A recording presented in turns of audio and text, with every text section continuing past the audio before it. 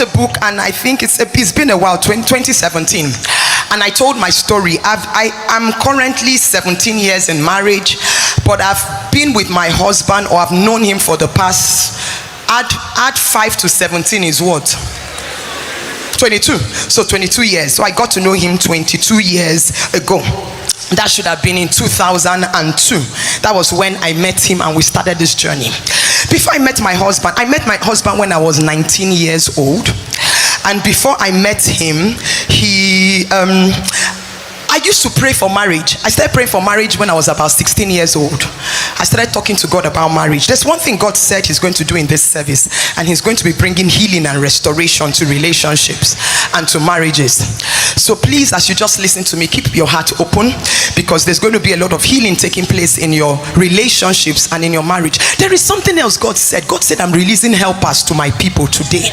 Whoever needs helpers, the gift of men, receive it wherever you are. This week, may 3 helpers show up for you. In the name of Jesus. So, as I was saying, I started praying early for marriage, and I started doing that when I was 16 years old.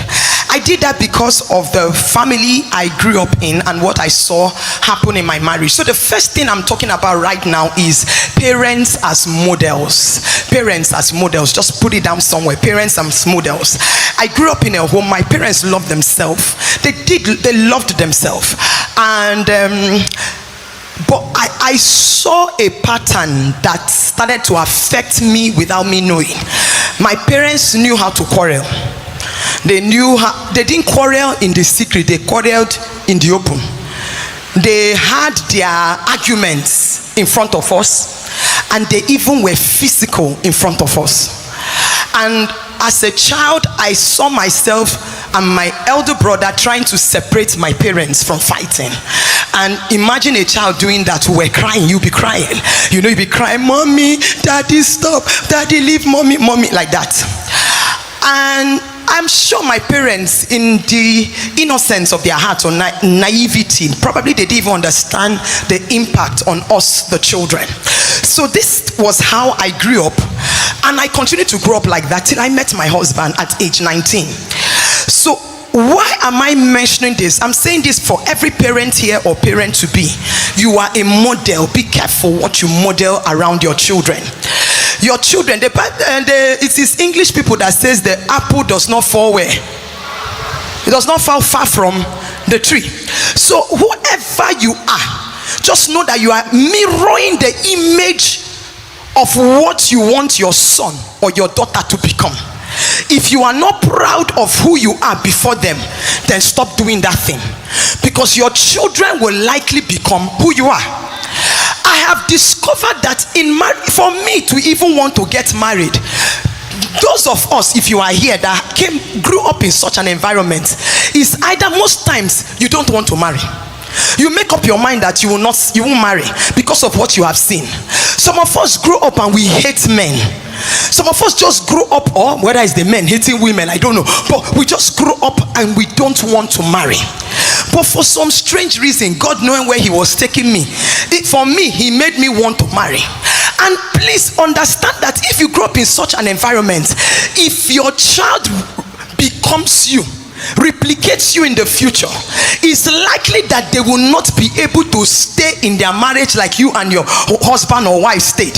And likely the next thing that will happen is that there will be a divorce. There will be a separation. Why? Because the children that you are raising are scarred. You are raising scarred children that will get into the society and scar other people. So we must be careful what we are modeling. My parents didn't know better, I believe, but today, as you are listening to me, you know better. If you're not married, you are hearing me before you get married. If you're already married, please don't ever have, even if you say it's just a little argument, don't ever have such things in front of your children. Let them not see that. Learn to have your discussions where eyes can see, and don't be raising voice. You know why? Because when I got married to my husband, the way I understood to have conversation is to raise voice. So imagine me raising voice when I'm talking to him. He said, you're shouting your voice. I said, me shout. I'm not shouting. Why are you raising your voice? I said, me raise my voice. I'm not raising my voice. We've not started anything yet now. Why are you complaining? Because I know when it becomes heated. This is, we're just starting and you are complaining. And unfortunately for my husband, he came from a peaceful home. You know what a peaceful home looks like? I don't know, what will you call my own kind of home? You can call it anything you want to call, but he came from a peaceful home. So imagine the two of us having a conversation and he's just talking. And if you know my husband, very gentleman and quiet man, then me, I'm like, why you say I'm shouting? We have not even started hitting ourselves. You are complaining. This is normal conversation. So this thing started to eat into our marriage, and I didn't even know it was a problem. Unfortunately, some of us, the problems we're having in marriage, we don't even know that we think it's nothing, it's normal, because that was how we were raised. For me, my environment shaped me, my family shaped me. But please, I want to speak to everybody. You can change and you can be anything you choose to be. Don't blame your weakness, don't blame your inadequacies on your father, on your mother, on your environment. The moment you keep doing that, or the more you keep doing that, you will never change. But when you begin to own up to your own mistakes and tell yourself that my father is my father, my mother is my mother, I'm not them, I am different, I am unique, so I cannot blame them if I don't turn out right. Who understands what I'm saying? Am I blessing anybody here? Am I boring you? Are you learning anything? So you must own up to your own faults and tell yourself, this is who I am and this is the journey I need to take. So please look at the person beside you and tell your neighbor, as parents we are models. Whether the person is married or not, say we are models.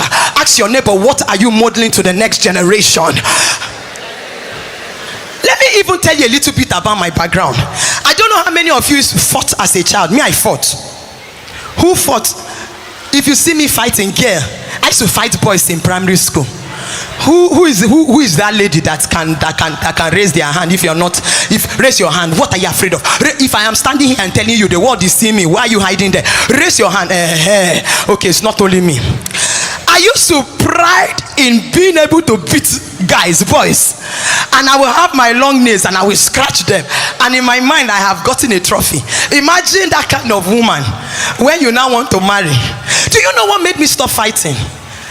I always fought because I used to win, but in SS1 there was one girl, I think she had been watching me since I entered that secondary school, and she was just saying, the day Eno will enter my side, I will show her. Because the way she beat me, she didn't beat me like it was just normal fight. She beat me like she has been preparing for that day to come.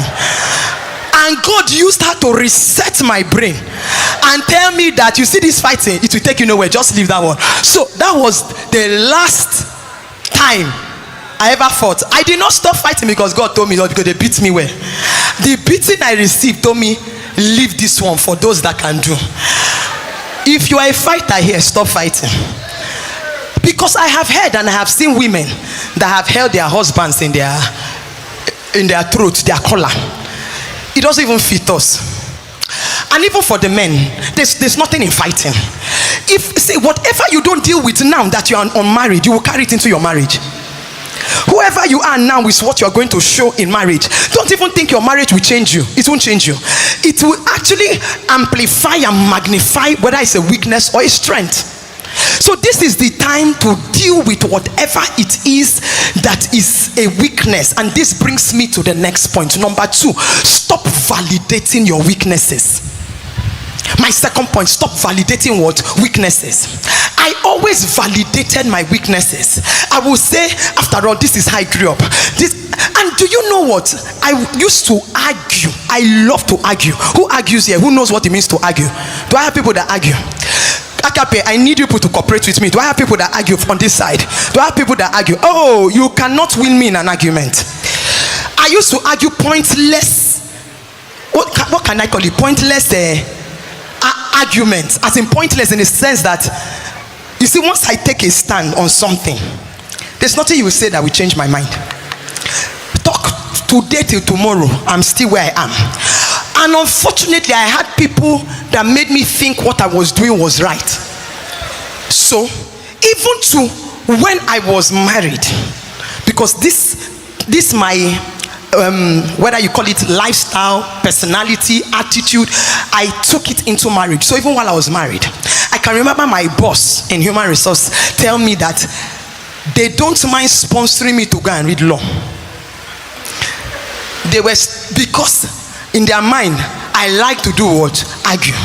But if I think of all the things I used to argue, it was useless and senseless. Because if I was that good, I used to tell myself that in secondary school, I should have joined debate. Maybe I should have joined debate club. I never went there because they used to use intelligence to argue. Because my own was not intelligent argument, I didn't near that place. At least if you think that it is a skill, go to the place you can use it. But I will be talking off point, and I will stay in my off point. And some of you looking at me here as if I'm the only person that have done it in this way. You are doing it currently. Yes. The difference is just that me, I'm telling my own truth. You are keeping your own. But why am I saying these things? The day I wrote this book, God told me clearly, I want to use your book to deliver homes and relationships. That's the only reason why, even as then my husband was not even known as he is known right now. You know, so that was when, but we were pastors already, pastoring, you know, a work. And God said, put this thing down and liberate homes, families. And I have seen a lot of people. Even to last month, a man came from Lagos to my church in Umaya to testify about my book and how it has saved his marriage. And few weeks before I came here, he came with